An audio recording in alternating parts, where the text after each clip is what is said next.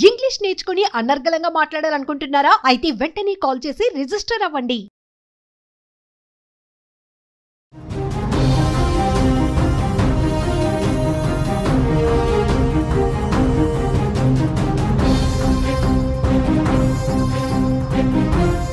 నమస్తే, welcome to our channel. ప్రస్తుతం మనతో పాటు ఉన్నారు అనలిస్ట్ రామకృష్ణ గారు. సార్తో మాట్లాడు.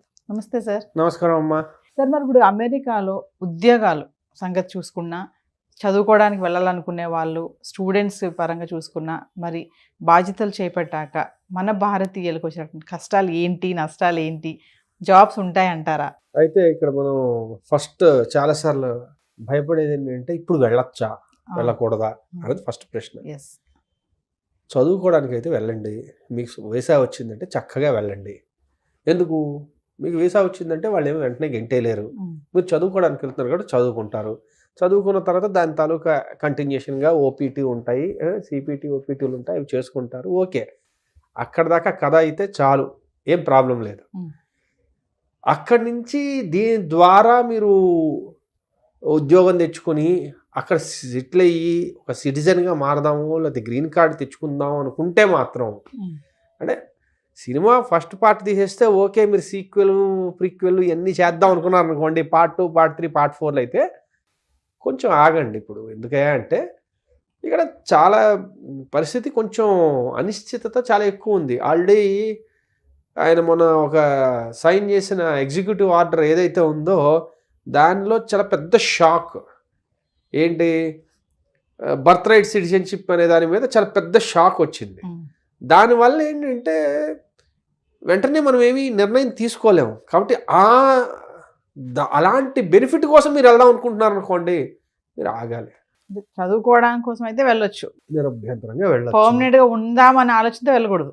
వెళ్ళకూడదని కాదు, అది అవుతుందో లేదో తెలియదు కాబట్టి మళ్ళీ తర్వాత డిసప్పాయింట్ అవ్వడితే అది మీ ప్రాబ్లం. టెంపరీ అయితే ఓకే. అది అంటే ప్రస్తుతానికి ఇది ఎలా చెప్పచ్చు అంటే, ప్రొడ్యూసరు మీకు ఫస్ట్ పార్టీకే ఫైనాన్స్ ఇచ్చాడు, 2, 3, 4 పార్టీలకి ఫైనాన్స్ లేదు, తీయొద్దు. అది దాని గురించి ఎక్కువ ఊహించేసుకుని కథ రాసేసుకుని వాళ్ళందరికీ అడ్వాన్స్లు ఇచ్చేసి వెయిట్ చేయొద్దు.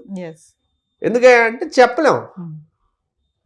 అది ప్రస్తుతానికి అంటే బాగా జనాలకు ఈజీగా అర్థమయ్యే భాషలో చెప్పాలంటే ఇలా ఉంటుంది. మరి వాట్ అబౌట్ జాబ్స్ సార్? మరి అక్కడ ఉద్యోగాలు ఉన్నాయా? అసలు ఉద్యోగాలు ఉన్నాయా అంటే ఆర్థిక మాంద్యం ఉందండి, ఉద్యోగాలు తక్కువ ఉన్నాయి. ఇది సరిపోదనంటూ ఏ తాలూకు ప్రభావం ఇంకా మనం చూడట్లేదు. అది మొదలైన తర్వాత ఎలా ఉంటుందంటే, ఒక్క ఉదాహరణ ఇస్తాం మీకు చక్కగా అర్థమైపోవడానికి, అంటే మన వ్యూవర్స్కి టెక్నాలజీ తగ్గ పవర్ అర్థం కావడానికి ఒక ఎగ్జాంపుల్ ఇస్తా.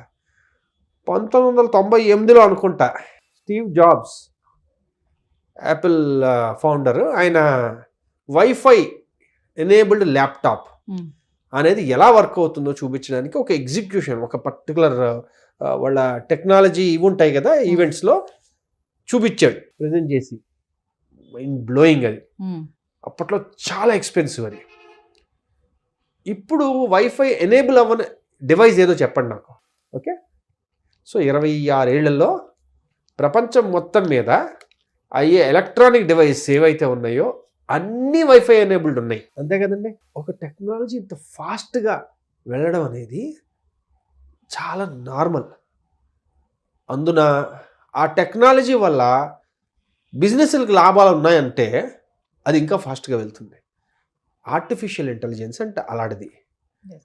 ఇప్పుడు అది ప్రతి ఏరియాలోకి వెళ్తోంది. వెళ్ళడం వల్ల ఏంటంటే ప్రతి ఏరియాలో ఒక పని జరగాల్సిన టైం లైన్స్ స్క్వీజ్ అయిపోతున్నాయి, కావాల్సిన రిసోర్సెస్ తగ్గిపోతున్నాయి. అంటే ఒకవేళ 10 మంది కావాలంటే ఇప్పుడు 4 చాలన్నట్టుగా. కాబట్టి న్యాచురల్లీ కొత్త ఉద్యోగాలు వస్తున్నాయి, పాత ఉద్యోగాలు బాగా తగ్గిపోతున్నాయి. కాబట్టి జాబ్ క్రియేషన్ అనేది అంత ఫాస్ట్గా ఉండదు. దానికి తోడు వాళ్ళు ఆల్రెడీ ఆర్థిక మాంద్యంలో ఉన్నారు. కాబట్టి ప్రస్తుతానికైతే జాబ్స్ తక్కువగానే ఉన్నాయి. చాలామంది ఎంఎస్లు కంప్లీట్ చేసుకుని ఓపీటీ ఎక్స్టెన్షన్లు పెట్టించుకుని చాలా ట్రై చేస్తున్నారు, అక్కడే వెయిట్ చేస్తున్నారు ఎప్పటికైనా వస్తాయని. కానీ కొంచెం కష్టంగా ఉంది, ఇదైతే వాస్తవం. ఈ అడ్మినిస్ట్రేషన్ దృష్ట్యా ఎలా ఉంటుందనేది ఒకసారి ఆలోచించుకుంటే, మనం అనుకున్నాం లాస్ట్ టైం ఒకసారి మాట్లాడుకుంటున్నప్పుడు, ఇంకా అధ్యక్ష ఇవి ఎన్నికలు జరగాలి, జరిగిన తర్వాత ఎవరు వస్తారో అన్న దాన్ని బట్టి కంపెనీలు నిర్ణయించుకుంటాయి మేము ఇన్వెస్ట్ చేయాలా వద్దా అన్నది. సో ఇప్పుడు తెలిసిపోయింది, ట్రంప్ గెలిచేశాడు, ట్రంప్ అధికారంలోకి కూడా వచ్చేసాడు. ఈయన ఎలాంటి వాడయ్యా, బిజినెస్ని బాగా డెవలప్ చేయాలని కోరుకునే మనిషే, ఎక్కువగా అమెరికాలోని మ్యానుఫ్యాక్చరింగ్ అవ్వాలని కోరుకునే మనిషే. కాబట్టి ఆయన జాబ్ క్రియేటరే. As a business man is a job creator. అదే పనిలో ఎలాన్ మస్క్ని ఆయన అడ్మినిస్ట్రేషన్లోకి తీసుకున్నాడు, ఆయన జాబ్ క్రియేటరే. కాబట్టి వీళ్ళు చెప్తే చేసే రకాలు, శశబిషలు ఉండవు. ఒకటి. రెండోది ఏంటంటే బిజినెస్ డెవలప్ అయితేనే ఎకానమీ డెవలప్ అవుతుందని చాలా ప్రగాఢంగా విశ్వసించేవాళ్ళు వీళ్ళు.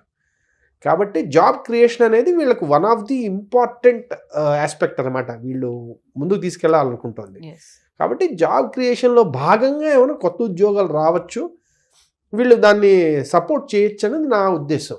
ట్రంప్ అంటున్నాడు కదా సార్, స్మార్ట్ గైస్ కావాలి నాకు, టాలెంట్ ఉన్న వాళ్ళకే నేను ఇప్పుడు ఎంట్రీ ఇస్తాను, వాళ్ళకే H1B వీసా కూడా అలొకేట్ ఉంటుంది, ఎవరు పడితే వాళ్ళు రావడానికి లేదు, ఎందుకంటే టాలెంట్స్ ఉంటే వాళ్ళు ఇంకొంతమందిని ట్రైన్ అప్ చేస్తారు. ఇంకోటి ఏంటంటే అమెరికా యొక్క ఆర్థికాభివృద్ధి కూడా బిజినెస్ వీళ్ళ యొక్క దాని మీద టాలెంట్ ఉంటేనే మాది కూడా డెవలప్ అవుతుందన్న ఒక ఆలోచనతో ఉన్నారు. కాబట్టి అంటే ఎవరు పడితే వాళ్ళు ఇప్పుడు అమెరికా వెళ్ళిపోవాలని ఆలోచన బయట రావాలి అని అంటారా? అంటే మనం H1B తలకు ముఖ్య ఉద్దేశం ఆలోచించాలి. అసలు H1B అనేది ఎందుకు పెట్టారు? ఎక్సెప్షనల్లీ టాలెంటెడ్ పీపుల్, వాళ్ళకి ఎవరైతే పనికొస్తారో వాళ్ళకి యాజ్ దాన్ని ఏమంటారు ఎక్స్టెన్షన్ వాళ్ళు ఇస్తున్నారు అనమాట. అయ్యా రండి మా దగ్గర పని చేయండి, మీ టాలెంట్ మా దేశానికి చాలా అవసరం. కాబట్టి దాన్ని ఏ రకంగా పరిగణించాలి, ఎలాగ వాళ్ళ టాలెంట్ని దాని అంటారు మెజర్ చేయాలి అంటే, ఇంతకుముందు ఒకసారి చెప్పినట్టుగా వాళ్ళు బహుశా పెడితే ఎక్స్ అమౌంట్ ఆఫ్ శాలరీ కన్నా ఎక్కువ ఉన్న వాళ్ళనే H1Bలకి అర్హులుగా చేస్తాం అనొచ్చు. మీరు ఇప్పుడు అన్నారు చూడండి, ఎలాగ మారబోతుందంటే అదొక ఆప్షన్ ఉంది. దానివల్ల ఏమవుతుంది అంటే ఎవరు పడితే వాళ్ళు H1Bలకి అర్హత పొందరు. అర్థమైంది కదా. అదేవిధంగా వాళ్ళు కొన్ని స్పెసిఫిక్ ఇండస్ట్రీస్ మీద ఫోకస్ చేయొచ్చు. అది డిఫెన్స్ అవ్వచ్చు, లేకపోతే ఆర్టిఫిషియల్ ఇంటెలిజెన్స్ అవ్వచ్చు, లేకపోతే ఇంకేమైనా స్పెసిఫిక్ రంగాల్లో వాళ్ళు దృష్టి పెట్టి ఈ రంగాలు మాకు బాగా ఇంపార్టెంట్ కాబట్టి ఈ రంగాల్లో ఎక్సెప్షనల్లీ టాలెంటెడ్ పీపుల్ని నేను తీసుకుందాం అనుకుంటున్నాను, వాళ్ళకి ప్రయారిటీ ఉంటుంది అని కూడా అనొచ్చు. ఎందుకంటే ఇందాక అనుకున్నాం కదా, వాళ్ళు ఏంటంటే వాళ్ళకి ఒక క్లియర్ విషయం అర్థమైపోయింది, ఈ 4 ఏళ్లే ఉంది బై, ఏం చేయాలని 4 ఏళ్ళ మనం చేసేయాలి. కాబట్టి ఇంక ఇందులో అనుమానాలు లేవు. అర్థమైందండి. అందుకు చేసేది చాలా స్పీడ్గా చేస్తారు, అనుకున్న విషయాన్ని చాలా క్లియర్గా వాళ్ళు కమ్యూనికేట్ చేసేస్తున్నారు. కాబట్టి వాళ్ళు జాబ్ క్రియేషన్కే ఉన్నారు తప్ప ఏదో పాపులిజం ఇలాంటివేం లేవు. గవర్నమెంట్ జాబులు చాలా పోతాయి, అది క్లియర్గా ఉంది. కానీ ప్రైవేట్ జాబ్స్ చాలా క్రియేట్ అయ్యే అవకాశం అయితే చాలా క్లియర్గా వాళ్ళ ఉద్దేశం అయితే మాటల్లో కానీ వాళ్ళు చేసే పనుల్లో కానీ అది కనబడుతుంది. కాబట్టి కొంచెం పాజిటివ్ అవుతుందని అనుకోవచ్చు మనం. మన వాళ్ళు కూడా చాలా మంది సార్ టాలెంట్స్ ఏం లేకుండా ఏదో అంటే ఫ్యాషన్ కోసము, ప్రెస్టేజ్ కోసము అక్కడికి వెళ్ళిపోవాలి, అమెరికాలో ఉండాలని కూడా వెళ్తున్నారని అనుకోవచ్చు అంటారా? ఎందుకు వెళ్ళట్లేదు, చక్కగా అలాంటి వాళ్ళు చాలా మంది ఉన్నారు.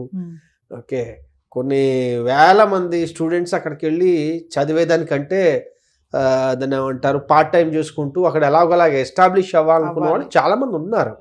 అయితే ఏంటంటే అలాగా చేయడం వల్ల ఇప్పుడు ఆ H1B అనేది కొంచెం కష్టతరం అవుతుంటుంది.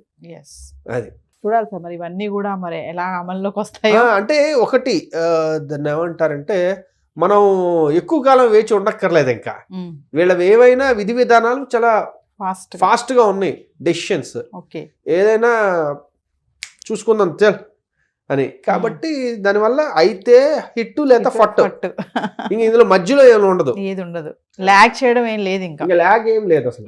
ఈ 4 years లో ట్రంప్ ఏమనుకున్నాడు అది చేసి అట్లీస్ట్ ఫస్ట్ 6 months చాలా స్పీడ్ ఉంటుంది. ఆ తర్వాత ఏమవుతుందంటే ఇప్పుడు ఎక్కడైనా అలానే జరుగుతుంది. ముందు 6 నెలల్లో వాళ్ళు అనుకున్నవన్నీ దడ చేసేస్తారు. ఆ తర్వాత వాటికి వచ్చే దాని అంటారు రెస్పాన్సెస్ కానీ, లేకపోతే బ్యూరోక్రాటిక్ హర్డిల్స్ కానీ, లేకపోతే లీగల్ హర్డిల్స్ కానీ, ఇవన్నీ వాళ్ళు దాటుకుంటూ వాళ్ళు అనుకున్నవి చేయడానికి పడుతూ ఉంటుంది. అప్పుడు స్లో డౌన్ అవుతుంది. కానీ దాని తాలూకు ఇంపాక్ట్ అయితే మనం పడాల్సిందే, దెబ్బ పడిపోతుంది, అదైతే ఖాయం. ఓకేనమ్మా.